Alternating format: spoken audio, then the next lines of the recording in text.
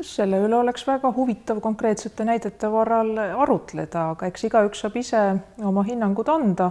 Mina saan lühidalt öelda, millega õiguskantsler tegeleb ja oma eelkäijaid oskan küll ainult kiita, nii et ise ju pikka aega ka riigiõiguse professorina tegutsenuna ja kindlasti õiguskantsleri tööle alati suurt tähelepanu osutanuna ikka olen jälginud, et mis paremini või halvemini õnnestub. Ja oma eelkäijaid ma üksnes kiidaksin ja ma arvan, et Eerik-Juhan Truuvälia panust näiteks Eesti põhiseaduse tegelikul jõustamisel ei saa mitte kuidagi alahinnata ja Allar Jõks ja Indrek Teder täpselt samamoodi, ma usun, et jäävad õiglaselt riigiõiguse ajalukku. Aga õiguskantsleri ametkonna ülesanne lühidalt kokku võttes on vaadata, et Eesti elu käiks põhiseaduse järgi. Kui üks mure või probleem meile ametkonda jõuab, et kas siis inimene helistab, tuleb ise, enamasti ta kirjutab, pöördub mõni parlamendi liige või fraktsioon, vahel tuleb küsimus hoopis ka ajakirjanikelt, siis kõigepealt teeme selgeks, et kas see mure on olemas ja milles see mure täpselt seisneb.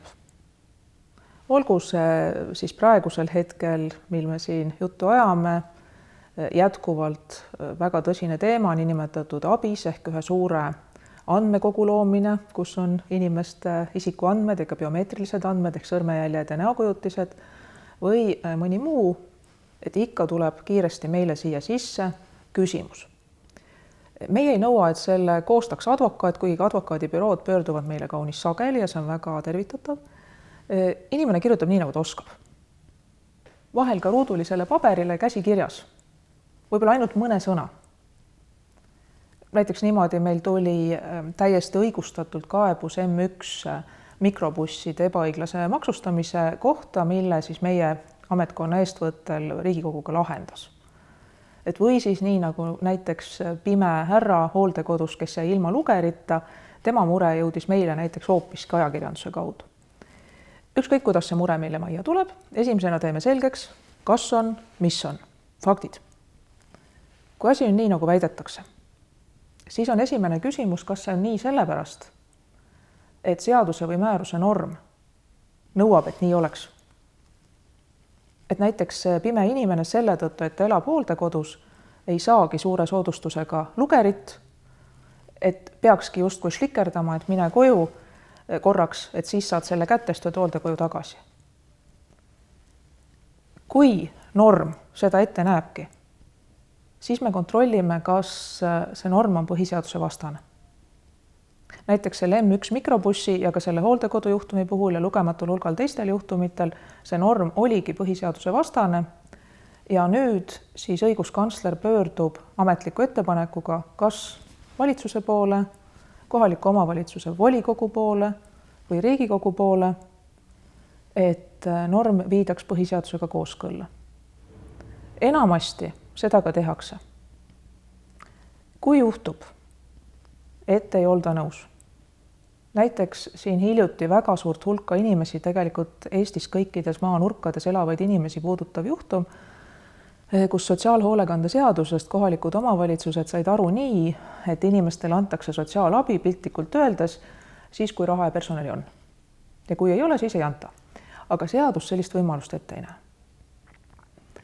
Ja nüüd tuli pöörduda õiguskantsleril Riigikohtusse, sisuliselt 13 õiguslikku vaidlust ühes kaebuses ja Riigikohus asus täpselt samale seisukohale, et kohalik omavalitsus peab abivajajale selle abi, mida ta tõepoolest vajab, osutama. Ja ei saa öelda, et näiteks väga raske puudega laps ei saa enda juurde tugiisikut, kuni tema vanem käib kas näiteks ise arsti juures, on tal muu asjaajamine või vaja lihtsalt hetkekeseks hinge tõmmata. Või et vanainimese ahju köetakse 5 päeval nädalas 8–5 ja laupäeval pühapäeval vaatamata -30-kraadisele külmale ja läbilaskvatele seintele keegi ei tule. Et nii ei saa. Riigikohus oli nõus. Ja tõepoolest kõik kohalikud omavalitsused hakkasid väga kiiresti oma määrusi viima siis kooskõlla põhiseadusega.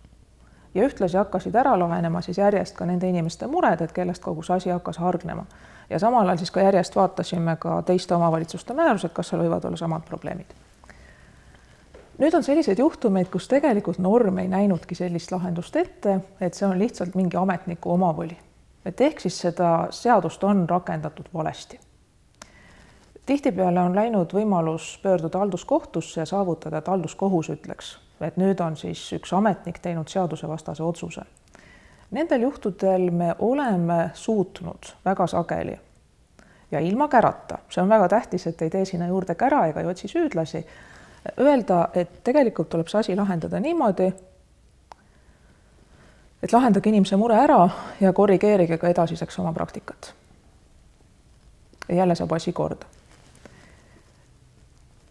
On juhtumeid, kus tõepoolest õigusnorm selle muret tekitava olukorda kohta käib, aga see ei ole põhiseaduse vastane. See tundub inimesele lihtsalt ebaõiglane. Näiteks tundub inimestele ebaõiglane, et miks teatud juhtudel pensione maksustatakse.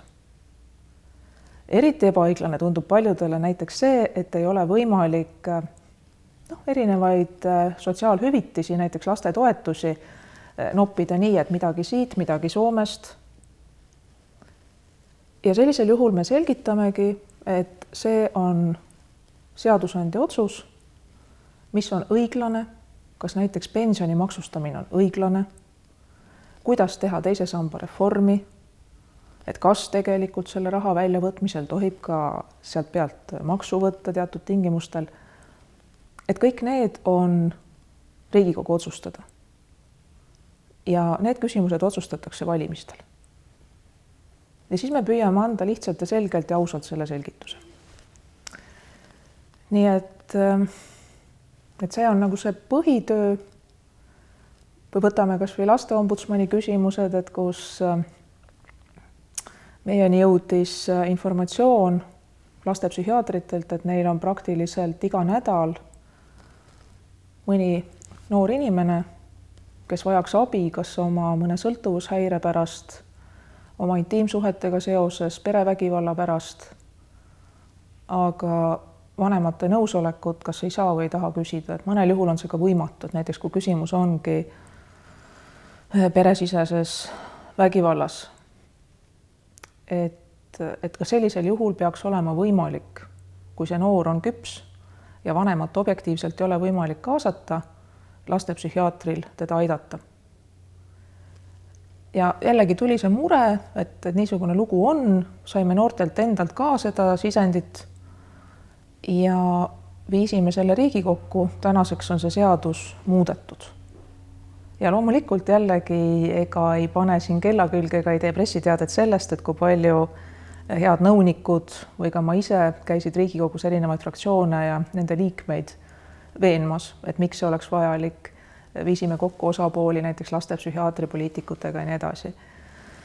Nii et eks me teeme siin kõik koos seda, mida on vähegi võimalik ja loomulikult minule meeldib näha nii, et iga tööpäeva saab lõpetada tõdemusega, et kellegi mure on õnnestunud lahendada ja vahel on neid inimesi, keda see lahendus puudutab väga-väga palju.